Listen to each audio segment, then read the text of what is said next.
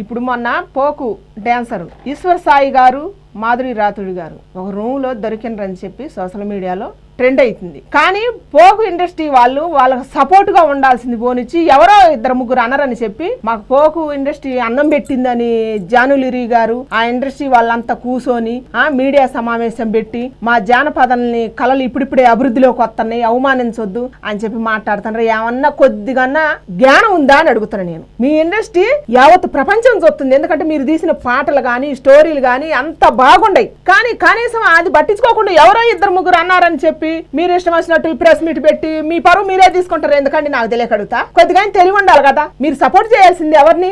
మాధురి గారిని, ఈశ్వర్ సాయి గారిని. ఎందుకంటే సెలబ్రిటీలు కాబట్టి వాళ్ళు ఇప్పుడిప్పుడే ఫామ్ లోకి వస్తున్నారు కాబట్టి హఠాత్తుగా ఈడియాలు వాళ్ళ భార్య వచ్చి ఈడియాలు పెట్టి వాళ్ళ కెరీర్ దెబ్బతిన్నది. పాపం మరి ఆ మాధురి గారి సంగతి. జాను, నువ్వు ఆడదానివే కదా, నువ్వు తల్లివే కదా, జీవితంలో నష్టపోయినవుగా, ఆమెకు అండగా ఉండాల్సిన బాధ్యత నీకు లేదా? పోక్ ఇండస్ట్రీ వాళ్ళందరికి ఉండాలి కదా. అండగా ఉండాల్సింది వదిలేసి మమ్మల్ని ఏదో అన్నారని చెప్పి మీకు నోటికి వచ్చినట్టు మాట్లాడుతున్నారు. దయచేసి మీకు తెలుగు రావాలని కోరుకుంటున్నాను. ఎందుకంటే మీకున్నంత ఇలువంగా పెద్ద పెద్ద సినిమాలు తీసే వాళ్ళకి కూడా లేదు. అంత బాగుంది అనమాట మీకు పోక్ ఇండస్ట్రీ వాళ్ళకి. దయచేసి మీకు తెలుగు రావాలని కోరుకుంటున్నా.